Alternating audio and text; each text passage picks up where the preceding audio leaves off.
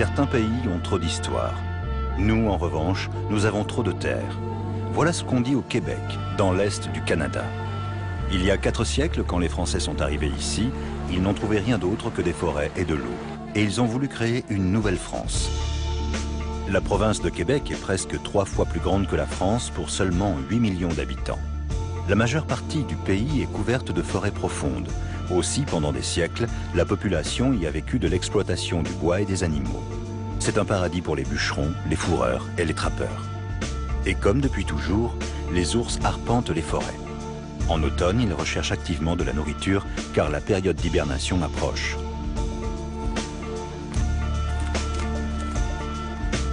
Luc Vertefeuille, exploitant forestier, parcourt la forêt et marque les surfaces à déboiser.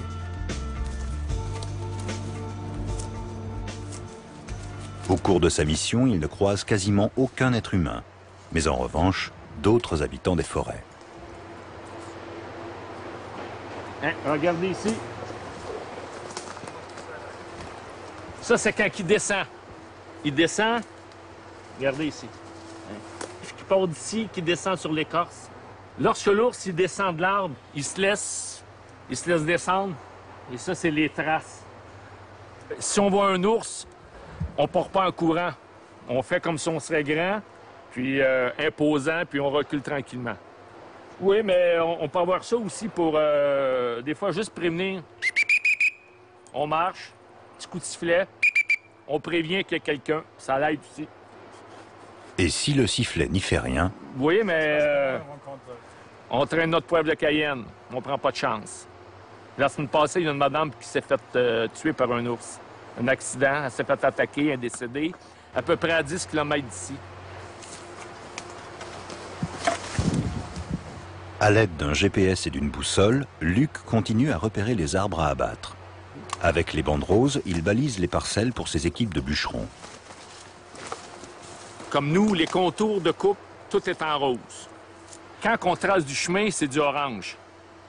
Si la batteuse elle arrive ici pour bûcher du chemin, elle suit toujours l'orange. Si elle rencontre puis des roses, c'est le contour, elle s'en occupe pas.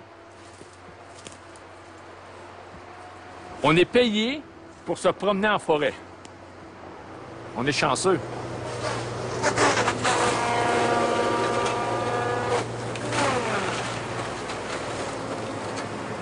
« 24 heures sur 24, l'abatteuse forestière se fraye un chemin à travers la forêt.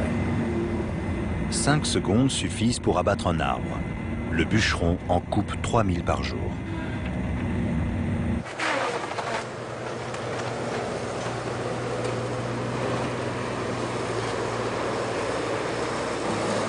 Aujourd'hui, les bûcherons sont assis dans des machines qui ressemblent à des monstres. La hache, le feu de camp et la chemise à carreaux, c'était hier. Mais pour beaucoup, l'image romantique traditionnelle associée au bûcheron est toujours vivante. Moi, c'est la passion. Premièrement, moi, je trouve que travailler dehors, c'est une grande liberté. Puis, j'aime la forêt, on est bien, là. Il n'y a pas de trafic, c'est tranquille, l'air est pur. Moi, j'adore observer, voir, découvrir. Puis, tout ce qui touche, là, de A à Z à la foresterie, c'est un beau métier, c'est une belle passion. Moi, j'adore ça.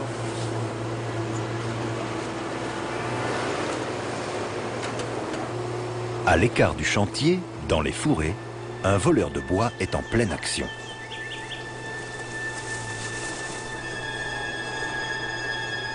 Il a laissé ses empreintes partout.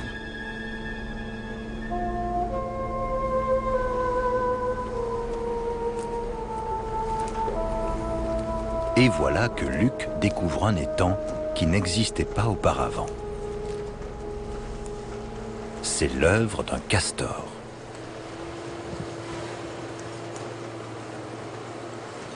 Ici, au début, là, il y avait peut-être un petit ruisseau à peu près de 50-60 cm de large. Un petit ruisseau tout petit. Ils ont commencé avec un petit barrage. L'eau a monté, la famille a grossi, le barrage a monté. Ici, ça fait peut-être une dizaine d'années que les castors habitent. On voit très bien ici, ils ont coupé un arbre. On voit ici les traces dedans. Ils laissent toujours une petite partie au milieu. Ils s'accotent avec les pattes. Ils font tomber les arbres. C'est ainsi que le castor construit des barrages, des huttes et tout un système d'étangs. Le castor est l'animal national du Canada. Probablement parce qu'il était très travaillant. C'est peut-être une raison. Parce que c'est travaillant un castor, comme les Canadiens, d'après moi. Ça peut être ça. À la fin de sa journée dans la forêt, Luc s'accorde un plaisir typiquement canadien. Il va appeler un élan avec un cornet en écorce de bouleau. C'est parfait, là. Tiens.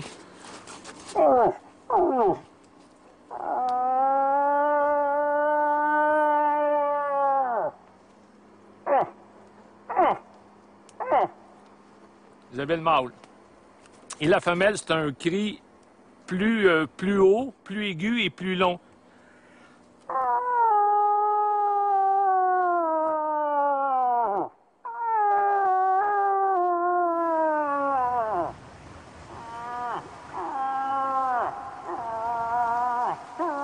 Le Québec en automne.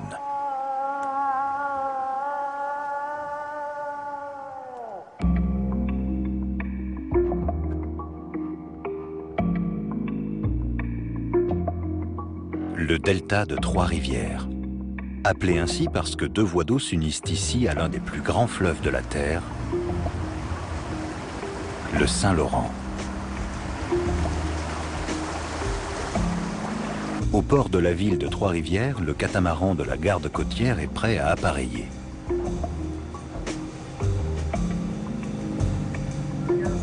René Hardy n'est capitaine de ce bateau que depuis peu, et sa tâche est d'une importance capitale.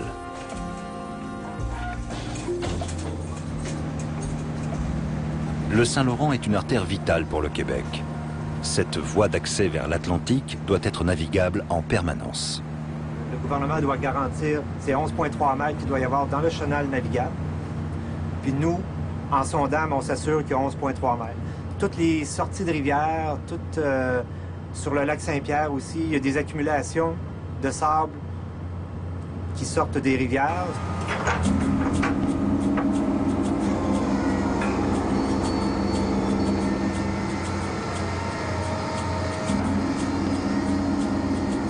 Les sondeurs à ultrasons du catamaran mesurent la profondeur du chenal avec une extrême précision.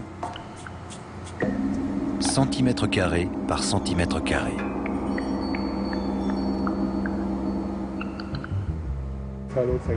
Dans le bateau, les hommes mesurent la profondeur du fleuve en surveillant les signaux que les ultrasons leur communiquent. Puis demain, on monte en amont du pont.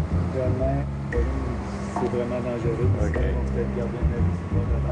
Lorsque c'est rendu très près du 11,3, comme par exemple ici, on voit en rouge là, des profondeurs qui sont très près, sont un petit peu sous le 11,3.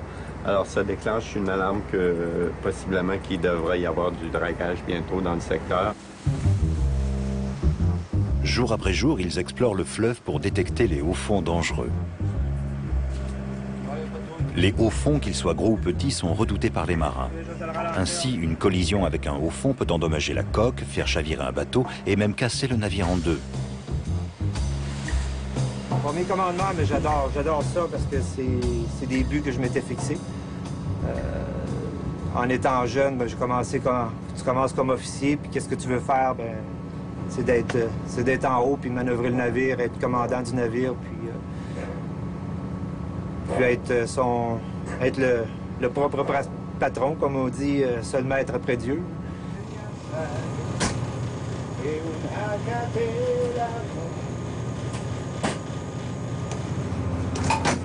Dans le ventre du bateau, le cuisinier, Mathieu Doré, prépare le déjeuner.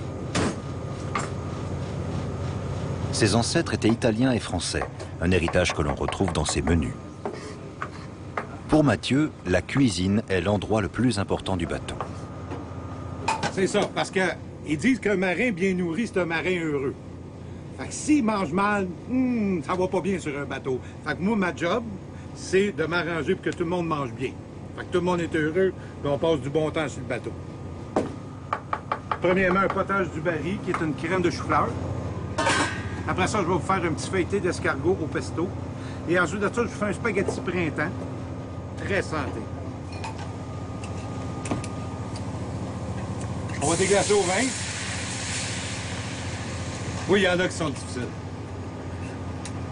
C'est parce que c'est sûr et certain que tout le monde ne peut pas aimer les mêmes choses.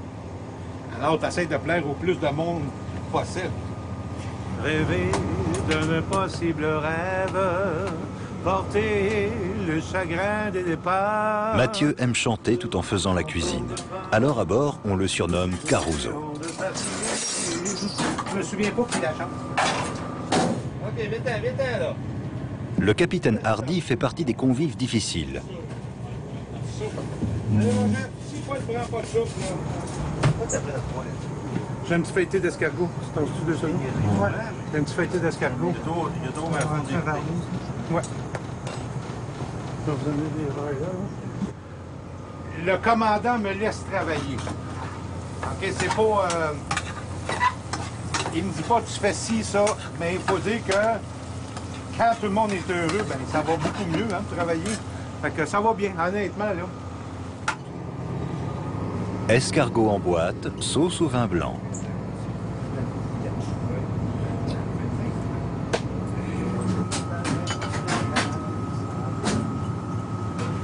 Ça là, chef? Au minimum, là, ça va descendre la vitesse. Pendant ce temps, en haut, le premier officier a pris les commandes. Ève Guilbeault ramène le bateau au port. Le chenal est libre. Aucun bloc de pierre, rien à signaler. Mathieu, le chef cuisinier, est dans sa phase Elvis. Ma chanson d'Elvis préférée, c'est celle que vous avez entendue tout à l'heure, là, Dixieland, là, c'est à peu près c'est un chef-d'œuvre, cette chanson-là. Oh, I wish I was in Dixie, away, away. In Dixieland, I'll take my stand to live and die in Dixie. Merci beaucoup. Mais ça, c'est même pas... C'est parce que c'est un don. Comme cuisiner, c'est une autre affaire. Il faut que tu l'apprennes, puis il faut que tu le fasses avec passion. Tandis que chanter, c'est un don. Wise men say only fools rush in, but I can't help falling in love with you. Plus au nord, le Saint-Laurent ressemble davantage à l'océan qu'à un fleuve, avec ses marées hautes et basses et son eau salée.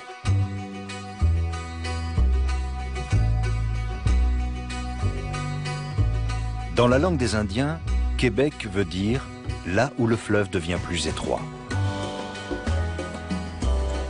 Car dans la ville de Québec, qui est aussi la capitale, le Saint-Laurent rétrécit et forme un goulot stratégique. Nulle part ailleurs, la région n'est aussi française qu'ici. Le château Frontenac est l'emblème de Québec, une interprétation du château de Versailles aux allures de demeure hantée. Ici, on peut encore lire le cri de guerre des séparatistes qui revendiquent un État indépendant, Québec libre. Il existe déjà un drapeau qui arbore les lys français, et non l'érable canadien. Depuis le référendum, il y a 15 ans, la paix règne pour la première fois. C'est surtout dans les petites rues adjacentes que bat le cœur français de la capitale. Québec est, de toute évidence, la ville idéale pour les déclarations d'amour romantique.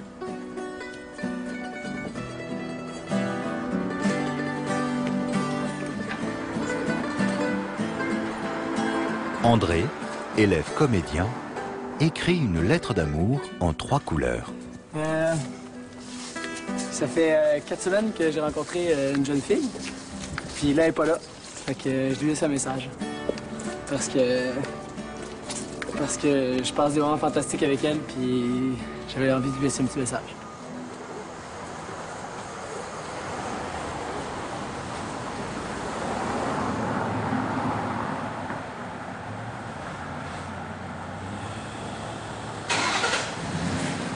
On s'est vu hier, mais elle me manque déjà, fait que je me suis dit que j'allais lui écrire un petit mot. Ben, je pense que c'est important de quand on vit quelque chose, de le faire intensément, là, de pas y aller à moitié. Puis c'est pour ça que je vais remplir sa fenêtre de paroles qu'elle pourra lire et effacer quand elle rentrera.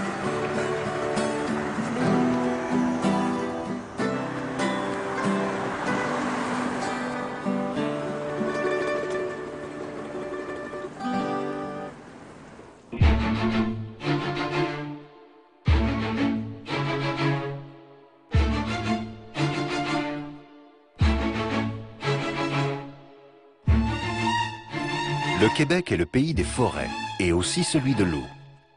On y compte 1 million de fleuves et de lacs, auxquels les habitants ont donné des noms étranges. Il y a le lac Hopla, le lac Haha, le lac J'en peux plus, le lac Crétin, le lac Parle-en pas. Ces ponts suspendus qui enjambent la rivière Saint-Esprit ont été construits par François Brouillard. Avec sa femme Nancy Hinton, il est à la recherche de plantes sauvages dans la forêt automnale.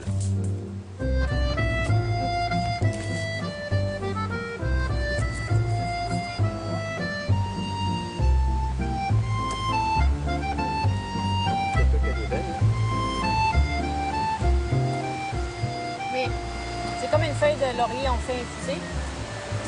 On peut le mastiquer, là, mais... La cueillette des plantes sauvages est plus qu'un passe-temps. Les ancêtres de François arpentaient déjà les forêts. Depuis toujours, sa famille vit des trésors qu'elle recèle.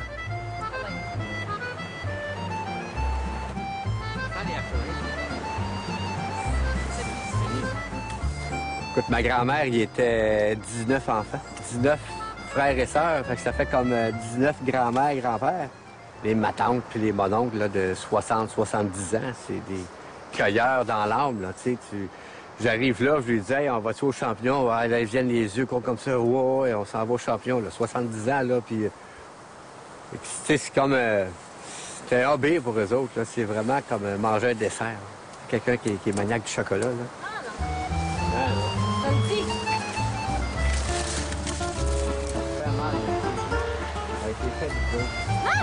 Nancy, elle, est une véritable enfant de la ville.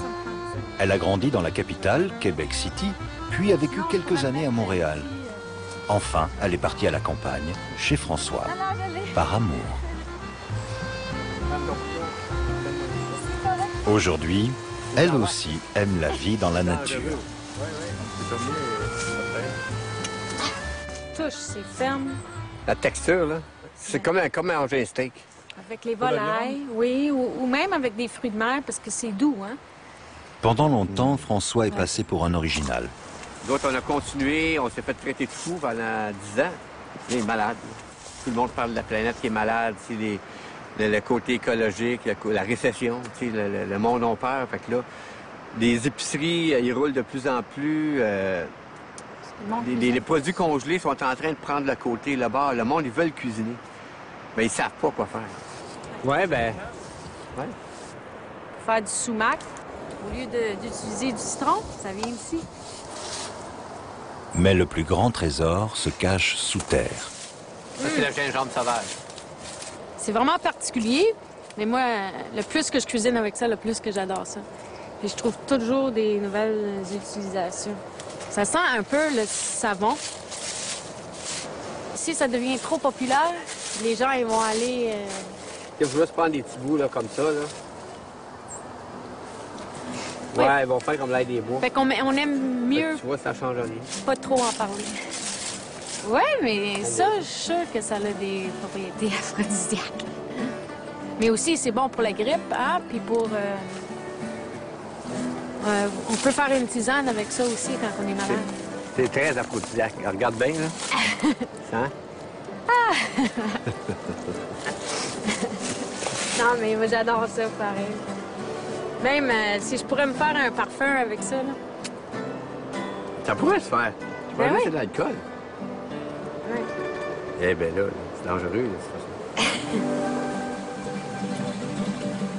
La grand-mère de François vivait déjà sur ce petit terrain au bord de la rivière Saint-Esprit. Elle lui a tout appris sur la forêt.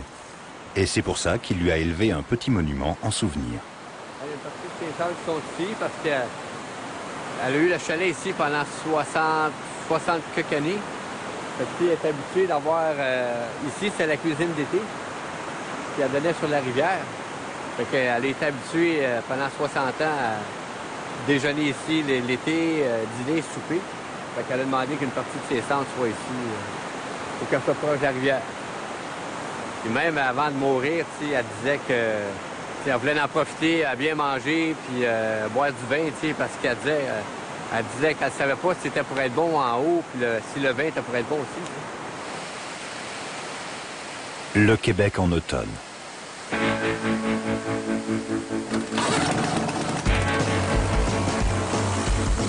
Certains ne peuvent pas attendre l'arrivée de l'hiver. Ils s'entraînent déjà sans la neige. Ce rassemblement dédié aux motoneiges anciennes réunit des amateurs venus de toute l'Amérique sur le circuit automobile de Saint-Eustache. Le scooter des neiges est une des rares inventions qui nous viennent du Québec. On y voit toujours de nouveaux modèles, comme celui-ci au look militaire, avec des pots d'échappement en forme de canon.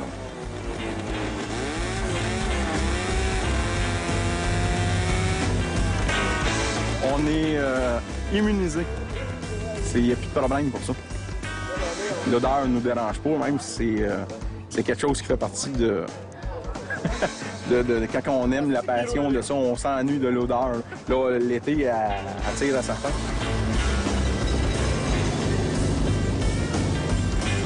Certains collectionneurs ont plus de 100 véhicules. Et quand on commence, il est difficile de s'arrêter. Moi, j'appelle ça une autre à l'Antiquité. C'est à peu près comme de la boisson. Hein? C'est toujours la dernière bouteille qu'il est supposé prendre. Mais nous, les motoneiges, c'est pareil. On n'achète plus, là, mais dès qu'il en passe une belle, on va la chercher. C'est un peu comme de la boisson.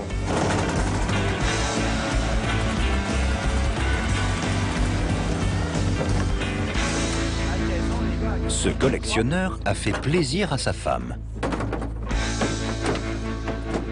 On fait du ménage à la maison? Ah oui?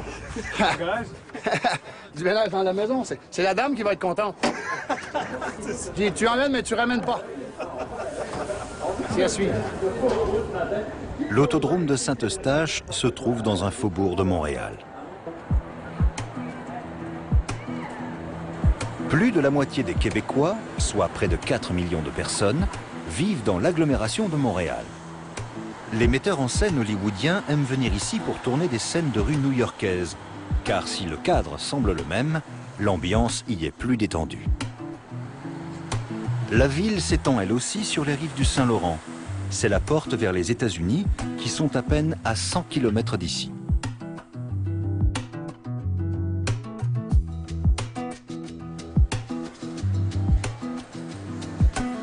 Au centre de Montréal, on trouve le marché Jean Talon, le plus grand marché de fruits et légumes d'Amérique du Nord. Il est situé dans le quartier de la Petite Italie. Pourtant, ici encore, c'est très français. Quand on parle cuisine, on en revient toujours à la vieille mère patrie.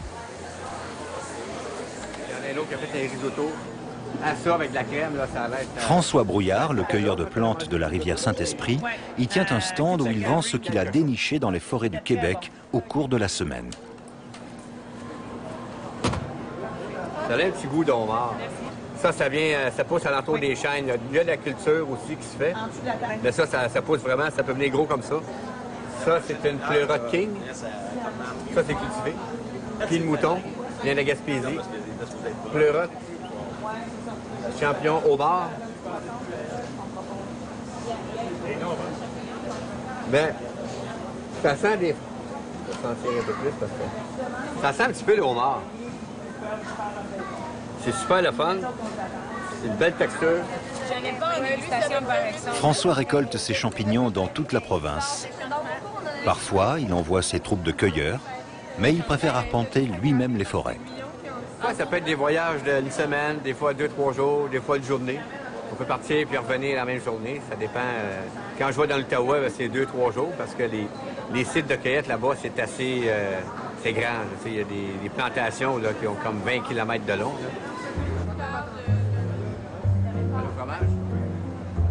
Entre deux expéditions, il vend lui-même sa récolte. Daniel, peux-tu m'expliquer la village B? Sa femme, Nancy, attend à la maison une livraison de poissons, de fromage et d'épices. Elle aura ce soir de nombreux convives pour un repas tout à fait particulier.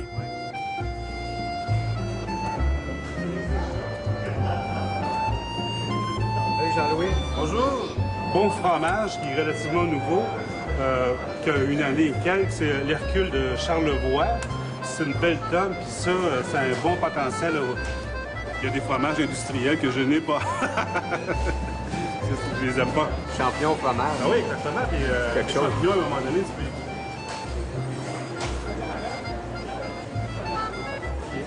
peux... Dans toutes les affaires. François a commandé du poivre indien à son amie Ethné. Elle revient tout juste des Indes. Elle se rend personnellement chez tous ses fournisseurs.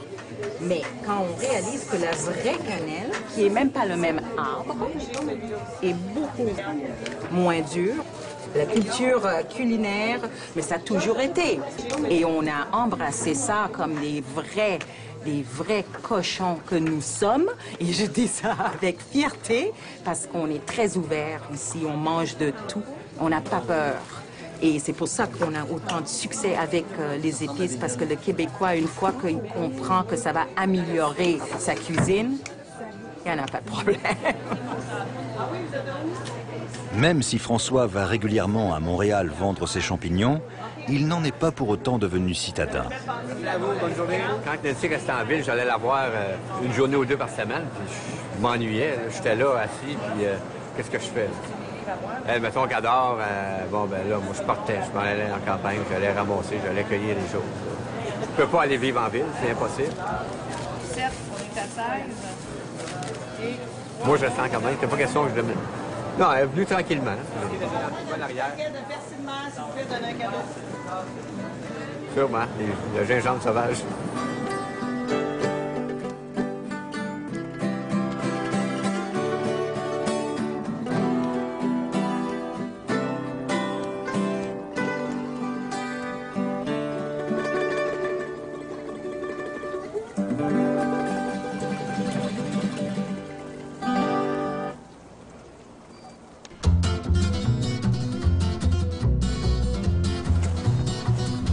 Ça fait plusieurs années que Michel Jaudoin participe au plus grand marathon. Seattle, Napa Valley, Desert Island. Mais son rêve, c'est de courir le marathon de Berlin. Ses pistes d'entraînement, ce sont les collines de Montérégie, au sud de Montréal, le paradis des pommes. Michel Jaudoin est producteur de cidre.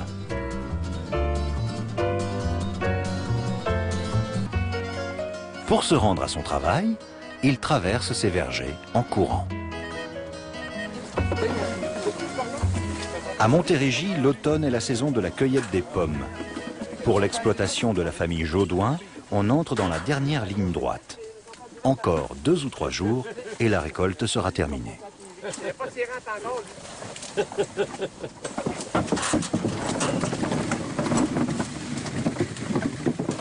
Tu sens le thermophore dans ton panier, non? Michel connaît ses cueilleurs depuis des années. Ils viennent de loin et toujours avec plaisir. Tu retournes au lac Saint-Jean? Non, on reste pas. C'est pas encore? Non. On ne sait pas l'avenir. On sait pas l'avenir. On ne sait pas l'avenir. Non, c'est bon, ça. Il y a des gens que ça fait 10 ans qu'ils viennent aux pommes. Et même, il y en a, ce sont des retraités. C'est ce qui est le plus drôle. Ils sont à leur retraite. Puis pour eux, venir cueillir des pommes, c'est des vacances. Alors, ils arrivent avec leur gros Winnebago. Ils s'installent dans le verger. Et puis, avec leur épouse, ben, ils viennent cueillir des pommes durant 4 à 5 semaines. C'est un classique. Ouais, ça sonne une excellente idée, mais ils sont dessus pour quand même faire de l'argent.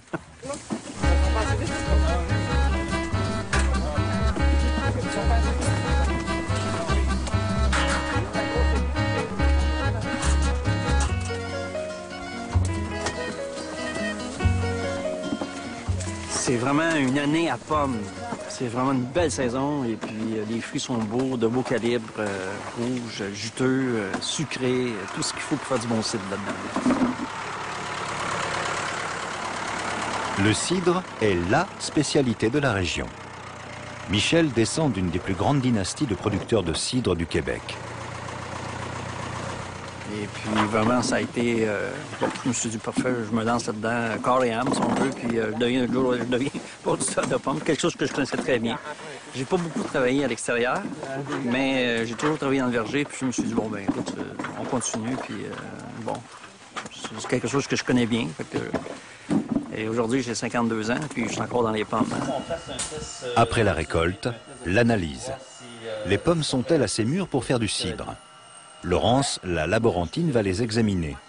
Michel pense déjà connaître le résultat. Mon feeling à moi, elle est parfaite. Elle est prête à être pressée. Donc, c'est les dernières pommes qui sont cueillies. Donc, c'est pas une pomme qui va pas se conserver, à mon avis, très, très longtemps. Elle ne se conservera pas peut-être jusqu'à la fin janvier, mais d'ici les 2 prochains mois, c'est parfait. En mesurant la pression à l'intérieur du fruit, Michel s'assure que son intuition ne l'a pas trompé. Éclaboussé. Et c'est assez surprenant. On était à 8,5. Donc, 8,5, on se refait à une charte qui va nous dire le degré de... Alors, je ne sais pas comment est-ce que ça dit. 8,5, ça donne une conservation à long terme. Donc, cette pomme va se conserver très longtemps. Donc, j'étais totalement dans l'erreur. D'après mon tableau, là, si on est aux alentours de 7, c'est une conservation à court terme. Comme il a dit, jusqu'en décembre, peut-être. Lui, il a un feeling, mais moi, j'ai la vérité. C'est comme ça. Hein? Moi, j'y vais selon mon intuition personnelle, puis souvent, elle va me dire, ben, c'est pas tout à fait le cas. Mais Michel se trompe rarement. Et l'une des productions dont il est particulièrement fier, c'est le cidre rosé, obtenu par champagnisation. Comme pour le champagne, il faut tourner régulièrement les bouteilles. Les visiteurs venus de France n'en croient pas leurs yeux. Comment se fait-il que vous faites ça? Alors, pour eux, c'est vraiment... c'est pas du cidre pour eux, c'est comme... c'est un peu... Ils sont un peu estomaqués de voir qu'on a poussé vraiment l'audace à ça. Ils sont ébahis, ils adorent, ils aiment et ils en boivent. Ils l'ont pas en France. Dans sa cave, Michel stocke des dizaines de types de cidre, mais il a bien sûr son préféré. J'aime bien le mousseux rosé. J'adore ce produit, il est exceptionnel. Sa robe, ça rappelle un petit peu les fruits sauvages. Écoute, c'est exceptionnel. Puis, ce que tu sais pas, hein, c'est que c'est le seul cidre qui fait pétiller les yeux des femmes. Donc, on doit avoir chacune bouteille parce qu'on ne sait jamais. Hein.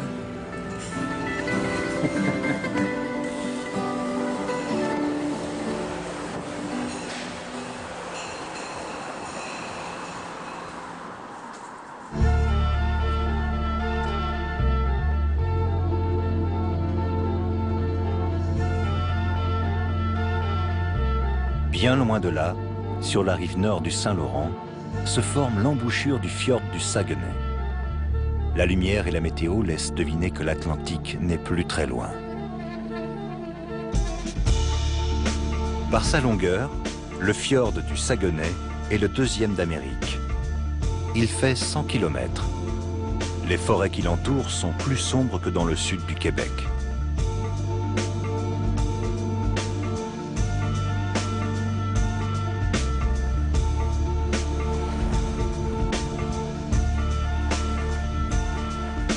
Le long de ses rives, le parc national du Saguenay s'étend sur 80 km.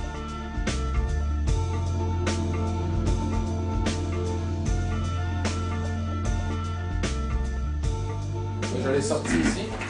2 des rangers qui surveillent le parc planifient leur prochaine patrouille. Dominique est un véritable enfant du fjord. Ouais, OK. Mon histoire a commencé ici, un pont. À côté du pont, il y a un petit chalet. Ici, juste là, j'ai marqué, là, ça a commencé là, où il y avait un papa et une maman qui ont... Je sais pas si c'était romantique à l'époque, là, c'est quand même le 38 ans. Oui, c'est assez rustique. Il n'y avait pas de maringouin. Janvier, moins 9 mois, ça donne quoi? Mai, peut-être? C'est assez froid, j'imagine. Mais mon père s'est toujours amusé à dire que j'ai été fait sur une roche, puis c'était cette roche-là.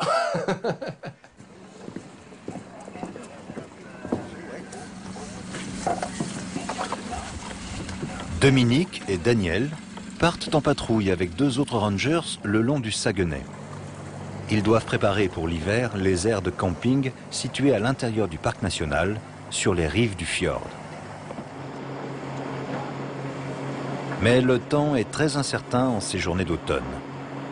Sur le fjord, il peut changer à tout moment, dans toutes les directions, et sans prévenir.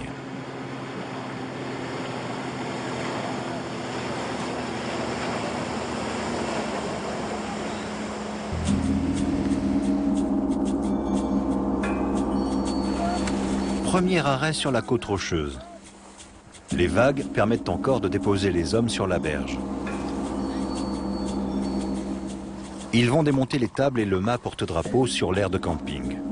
Le matin, on peut partir en patrouille en moins d'une mer d'huile, il fait super beau. Puis en moins de 1 heure, 2 heures, la vague est rentrée, le vent est rentré, la vague est montée, la vague déferle, on a 8 pieds de vague et là, ça commence à taper dans le bateau. Ce qui est le cas aujourd'hui. Entre-temps, les vagues sont devenues si hautes que Dominique ne peut plus accoster sur les rochers.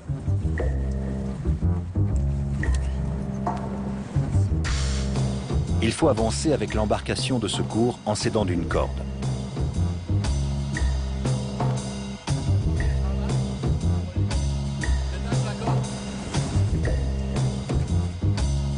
Mais voilà que la corde s'en mêle et Daniel ne peut plus bouger.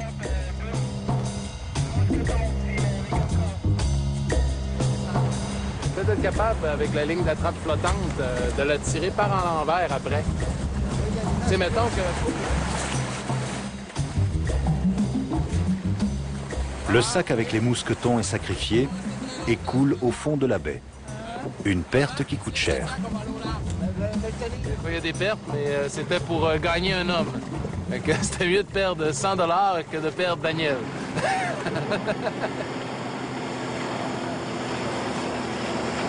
La patrouille change de rive et se dirige vers le dernier terrain de camping du parc national. Là, il retrouve le beau temps. 2 missions importantes attendent encore les Rangers.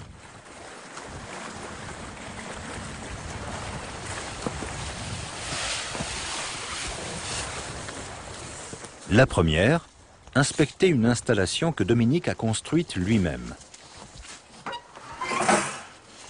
On fait business, small business, petite, grosse business, tout dans la même place.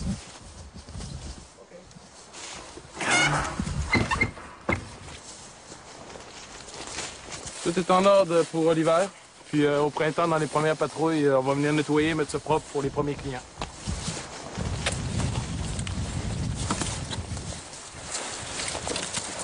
La seconde, récupérer le drapeau du Québec. Oui, les personnes qui m'accompagnent chantent habituellement une petite chanson lorsque je descends le mât. C'est un Ave Maria en latin. Tu as fait des études en latin? C'est pas militaire ici. Ah ben oui, c'est un honneur qu'on a la chance de faire plusieurs fois par année. Ça voudrait dire 14 fois, fois 2, 28 fois par année, quand même. C'est pour ça qu'on apporte le soleil. Hein?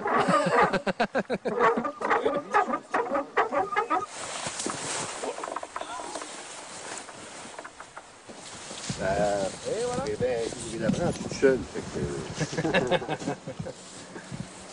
fais bien ça.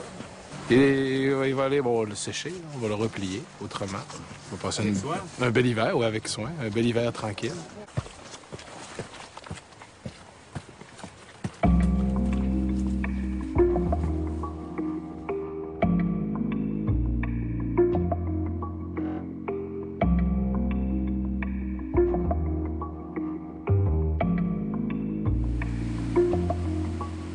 Sur la rivière Saint-Esprit, la nuit va bientôt tomber.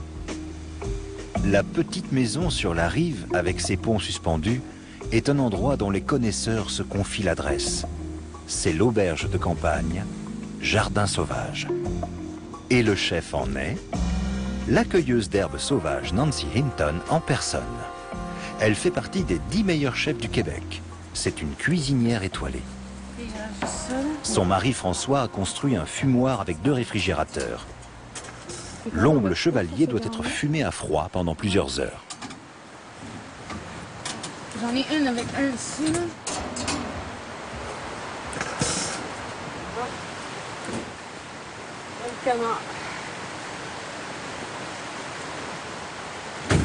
Avant, Nancy officiait à Montréal pour une des meilleures tables du pays, jusqu'à ce qu'elle succombe au charme du cueilleur d'herbes sauvages.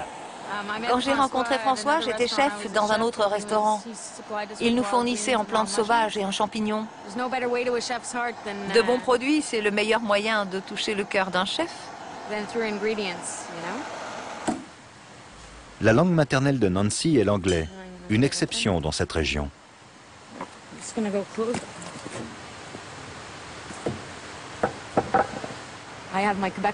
J'ai tout le temps chez moi le drapeau du Québec et celui du Canada. Même si c'est dangereux et sujet à controverse. C'est audacieux. C'est fou, hein? Enfin. Vive le Québec.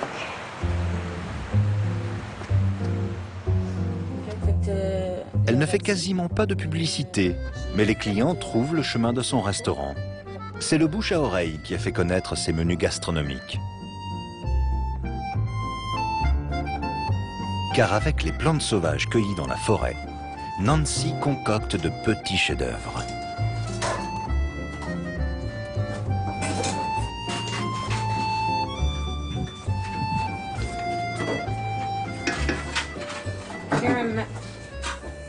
Je vais rajouter une touche de sumac. C'est nous qui l'avons ramassé. Je termine ma sauce avec pour lui donner un peu de punch, pour la relever, comme le ferait un jet de citron.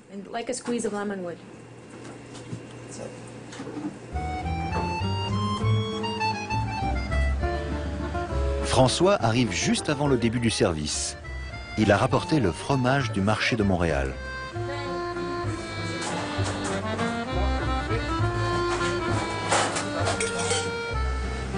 L'omble chevalier fumé sur un riz au sésame avec un brin de roseau et une sauce au gingembre sauvage.